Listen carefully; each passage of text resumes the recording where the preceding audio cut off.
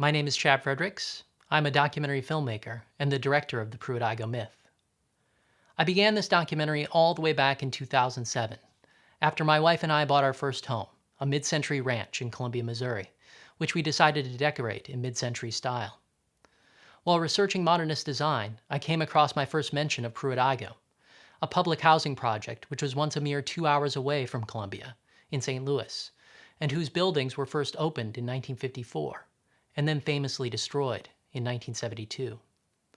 The claim, which I believed at the time, was that modernist architecture was to blame for Pruitt-Igoe's demise, that the built environment so negatively shaped the social situation in these buildings that there was nothing left to do but implode them with dynamite. So in 2007, that's the story I set out to tell, a simple tragedy of a failure of design. But over the first year of research and production, the story that I was telling changed dramatically. In part, this was due to the scholarly work of others, into the broader issues of public housing's legislation, of St. Louis's shifting demographics, and of racial and economic segregation. But the story also changed due to our first few interviews with residents of Pruitt-Igoe. We had gone into these interviews armed with a list of questions that essentially asked, how bad was it? And what we got in return was a polite, it depends.